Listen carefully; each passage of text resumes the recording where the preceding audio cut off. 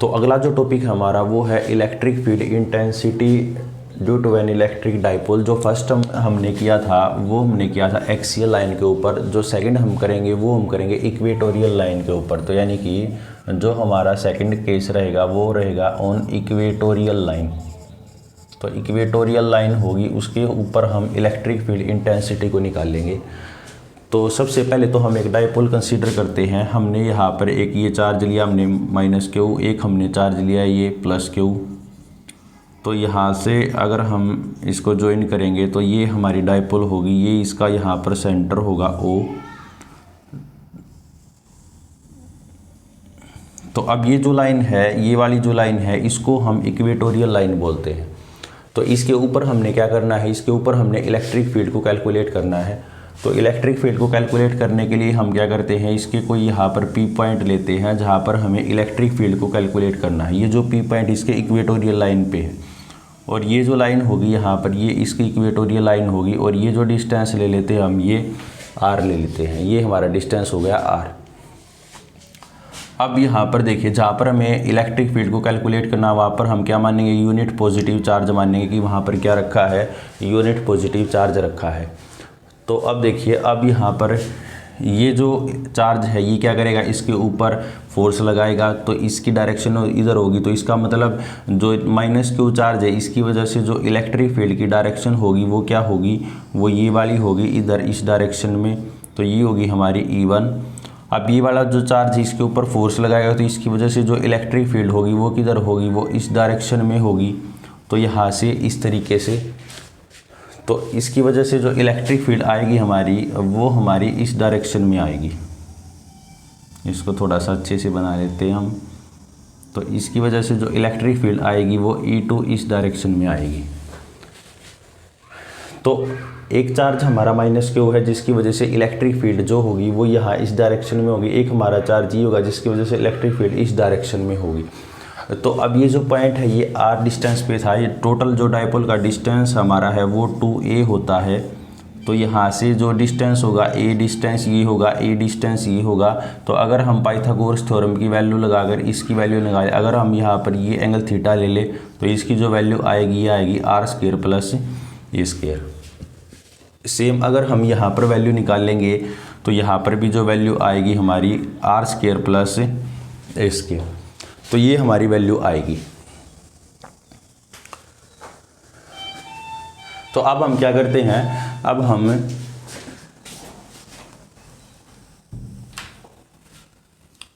क्या करते हैं, अब हम इलेक्ट्रिक फील्ड लिखते हैं इनकी वजह से। जो भी हमारी इलेक्ट्रिक फील्ड होगी वो हम लिखते हैं। तो इलेक्ट्रिक फील्ड लिखेंगे सबसे पहले। तो हमने पहले डाइपोल कंसीडर की, यहाँ पर ये P पॉइंट हो गया, इसको हम नाम दे देते हैं A, और ये जो पॉइंट होगा ये होगा हमारा B पॉइंट हो गया। तो इलेक्ट्रिक फील्ड होगी हमारी, इलेक्ट्रिक फील्ड, इसको थोड़ा सा इधर लिखते हैं हम यहाँ पर, electric field due to charge -Q is. तो इलेक्ट्रिक फील्ड P पॉइंट पे जो होगी -Q चार्ज की वजह से, वो क्या होगी हमारी, वो होगी E1।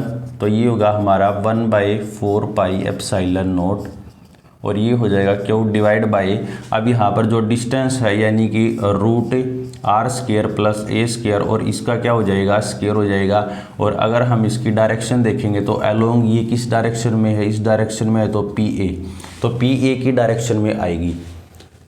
तो इसको अगर हम लिखेंगे तो ये होगा हमारे पास 1/4 pi epsilon not Q divide by हो जाएगा R² + a², अलोंग होगा ये होगा हमारा PA की तरफ हो जाएगी।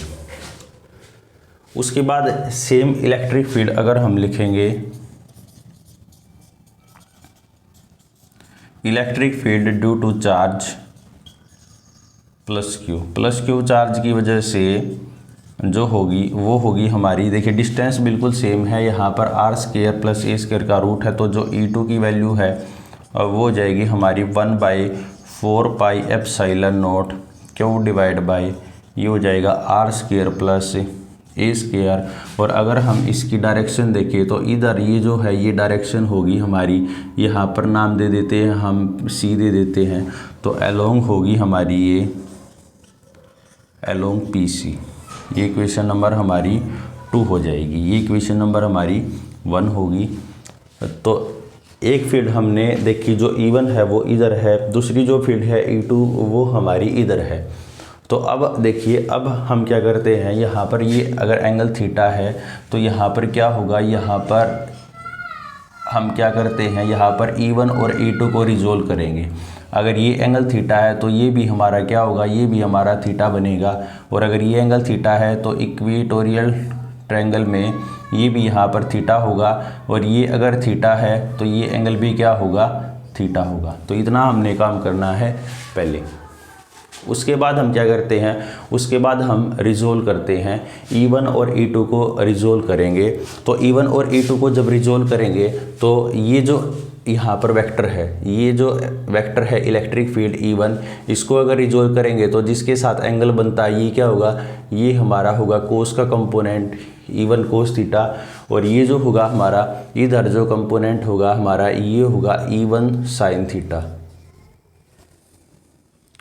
ऐसे ही अगर हम E2 को रिजोल्व करेंगे तो E2 का जो एंगल बन रहा है इसकी तरफ जो कंपोनेंट आएगा वो क्या आएगा, E2 कोस थीटा, और इसके परपेंडिकुलर जो कंपोनेंट आएगा ये आएगा E2 साइन थीटा। तो हमने क्या किया है, हमने ये यहाँ पर E1 और E2 को रिजोल्व किया है, ठीक है। उसके बाद यहाँ पर देखिए, जब हम इसको रिजोल्व करेंगे तो यानी कि E1 साइन थीटा और E2 साइन थीटा ये क्या है, ये पहले तो हम ये लिखेंगे resolve E1 and E2 into rectangular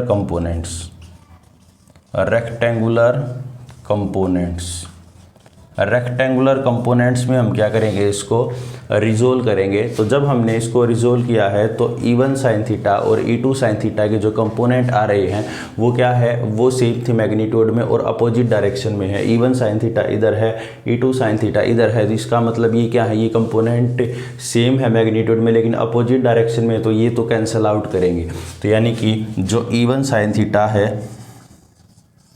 और E2 साइन थीटा ये क्या है, ये है अपोजिट डायरेक्शन में है, अपोजिट डायरेक्शन। तो ये क्या करेंगे, ये कैंसल करेंगे, ठीक है, एक दूसरे को क्या करेंगे, कैंसिल करेंगे। तो जो टोटल इलेक्ट्रिक फील्ड आएगी हमारे पास वो क्या आ जाएगी, टोटल इलेक्ट्रिक फील्ड, ये साइन के कंपोनेंट तो कैंसिल हो गए, दोनों कोस के कंपोनेंट इधर आ रहे हैं, तो टोटल इलेक्ट्रिक फील्ड यानी नेट इलेक्ट्रिक फील्ड कह सकते हैं, ठीक है, वो क्या आएगी, वो दोनों के कोस के कंपोनेंट ऐड हो जाएंगे, यानी कि E1 sine theta plus E1 cos theta आएगा यहाँ, E1 cos theta plus E2 cos theta. तो ये हमने दोनों कोस के कंपोनेंट ऐड किए, तो E1 कोस थीटा और E2 कोस थीटा। अब इक्वेशन नंबर 1 से और 2 से अगर हम देखें तो E1 की वैल्यू E2 के इक्वल है, तो इसको हम लिख सकते हैं, यहाँ पर E1 और E2 की वैल्यू इक्वल है तो इसको हम लिख सकते हैं 2 times of E1 cos theta.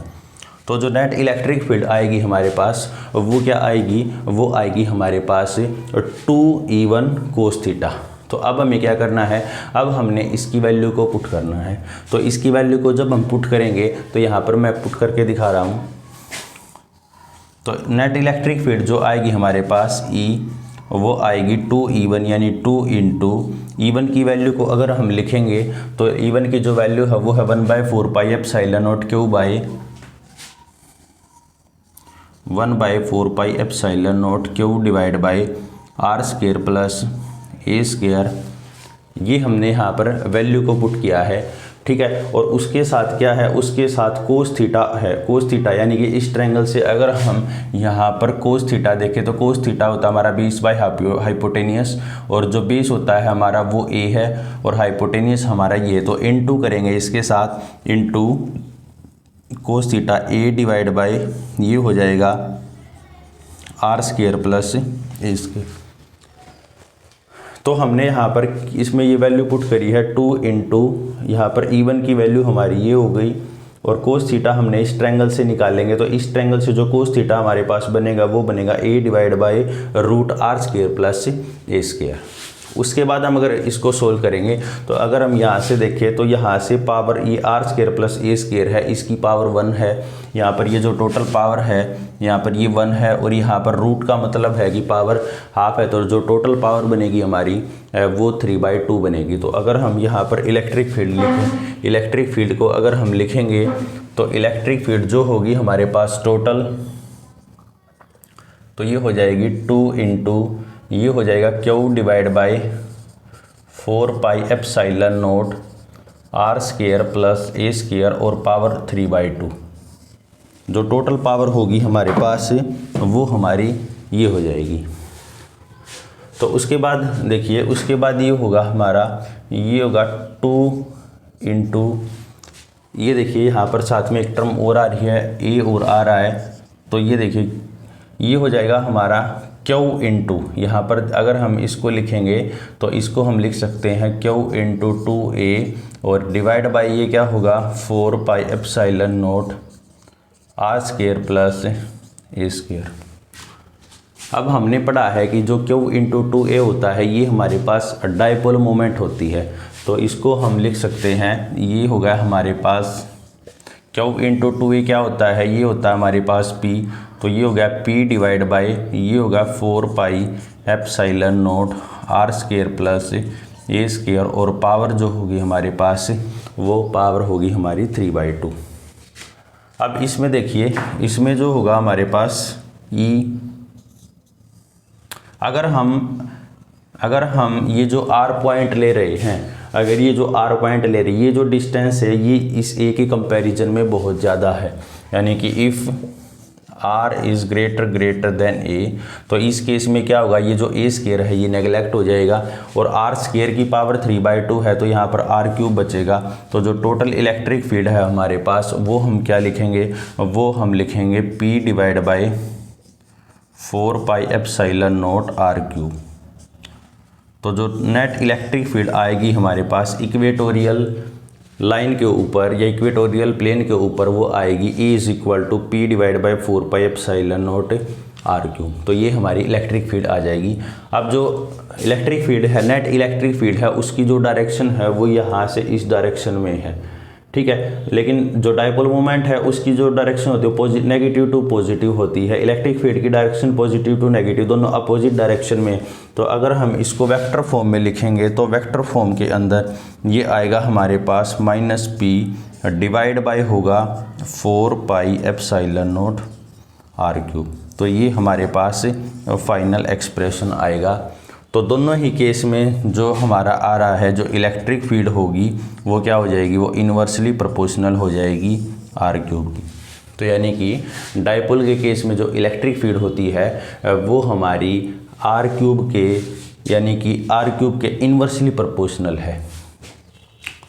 तो अब हम अगर इसको यहाँ पर एक्सियल की फील्ड के साथ देखें तो जो एक्सियल की फील्ड थी हमारी वो आ रही थी कि जो ई एक्सियल था हमारा वो था ई एक्सियल में यहाँ पर 2 टाइम्स के साथ मल्टीप्लाई था। ये जो फॉर्मूला आया है ये 2 के साथ मल्टीप्लाई था, तो इसका मतलब हम लिख सकते हैं 2 इंटू ई इक्वेटोरियल। तो या हम लिख सकते हैं कि जो ई एक्सियल होगा हमारा, ई एक्सियल डिवाइड बाई क्या हो जाएगा ई इक्वेटोरियल, और ये जो होगा हमारा इसको हम किसके इक्वल लिखेंगे, 2 के इक्वल लिखेंगे। ये हमारा इम्पोर्टेंट क्वेश्चन है। तो आई होप आप लोगों को ये जो कंसेप्ट है ये समझ में आया होगा।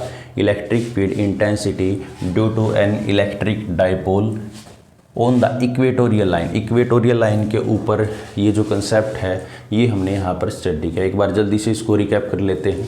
सबसे पहले हमने एक डाइपोल ली, यहाँ पर एक माइनस चार्ज एक प्लस चार्ज। हमने क्या कैलकुलेट करना है, हमने इक्वेटोरियल लाइन के ऊपर इलेक्ट्रिक फील्ड को कैलकुलेट करना है। तो जहाँ पर हमें इलेक्ट्रिक फील्ड को कैलकुलेट करना है वहाँ पर हम क्या रखते हैं, यूनिट पॉजिटिव चार्ज रखते हैं।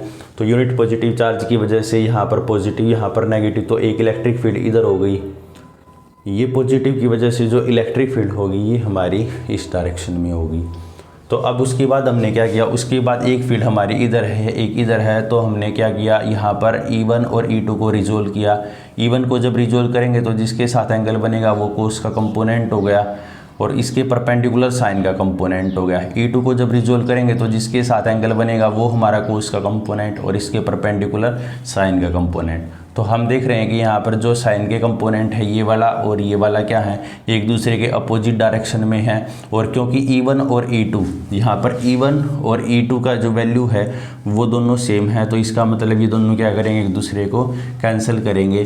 तो कैंसिल करेंगे तो ये कैंसिल हो जाएंगे, दोनों कोस के कंपोनेंट ये क्या होंगे, ये दोनों कोस के कंपोनेंट ऐड हो जाएंगे। तो जब हम इनको ऐड करेंगे तो जो टोटल इलेक्ट्रिक फील्ड आएगी हमारी वो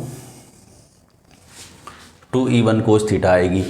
तो उसके बाद E1 की वैल्यू को पुट करेंगे, तो E1 की जो वैल्यू हमने यहाँ से लिखी है वो ये वाली पुट करेंगे। तो हमने यहाँ पर ये वैल्यू पुट की, कोस थीटा यहाँ से इस ट्रायंगल से निकाल लेंगे तो ये क्या आएगा, a/√r² प्लस a²। उसके बाद क्या किया हमने, उसके बाद जो टोटल इलेक्ट्रिक फील्ड आएगी हमारी E = ये है जो यहाँ पर Q × 2a लिख सकते हैं इसको, तो हमने लिखा इसकी ये P होता है और ये टर्म एज इट इज़ यहाँ पर रहेगी। तो इसको हम लिखने P/4πε0r² प्लस a² और पावर जो होगी वो होगी हमारी 3/2। तो उसके बाद हमने लिखा r इफ़ r > a, तो यहाँ पर ये जो a² है इसको हम नेगलेक्ट करेंगे, इसको छोड़ देंगे हम। तो ये क्या हो जाएगा, यहाँ पर r² पावर 3/2 हो जाएगी यहाँ पर। तो 2 से 2 कैंसिल होगा यहाँ पर, तो 3 पावर बचेगी और वेक्टर फॉर्म में लिखेंगे तो यहाँ पर माइनस आ जाएगा। तो आई होप आपको ये जो कंसेप्ट है ये समझ में आया होगा।